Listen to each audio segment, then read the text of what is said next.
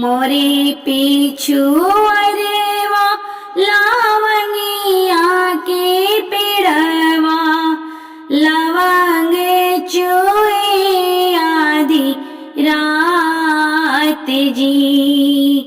मोरे पीछू अरेवा लावंगिया के पेड़वा लवंग चुए आधी रात जी। सीतारे मोरे बाबा सुनावा संकल्पे हिरे लागे सुखर सोनार जी। ओही तारे मोरे बाबा सुनवा संकल्पे हिरे लागे सुखर सोनार जी। गढ़े सोनरा अंगन रे गढ़े सोनरा कंगन गढ़े सोनरा सोला सिंगार जी। इतनी पहिरी बेटी चौके पे रोई मोतिया बरन ढोरे आंसू जी। इतनी पहिरी बेटी चौके पे रोई मोतिया बरन ढोरे आंसू जी।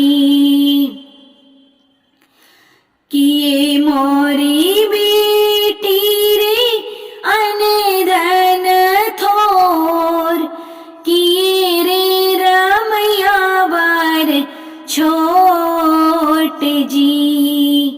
कवन गुनैया बेटी चौके पे रोअलू मोतिया बरन ढोरे आंसू जी।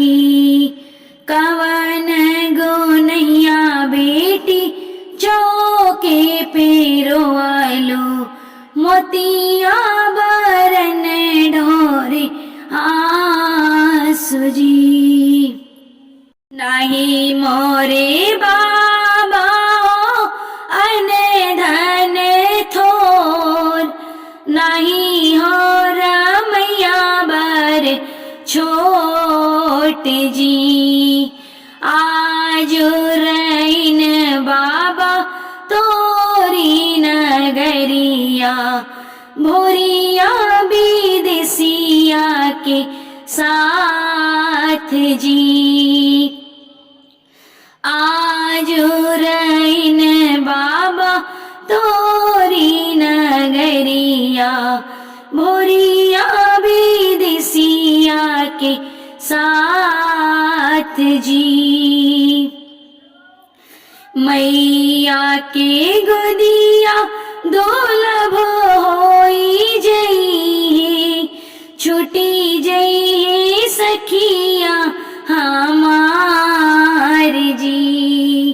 भैया बीरनवा पाहुन बनी जई छुटी जई भाभी हमार जी।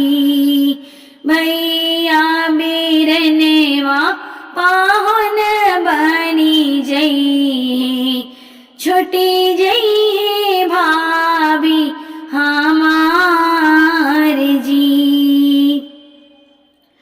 रात दिन रे बाबा असोवन पोछबे जब सोधी आई तुहार जी।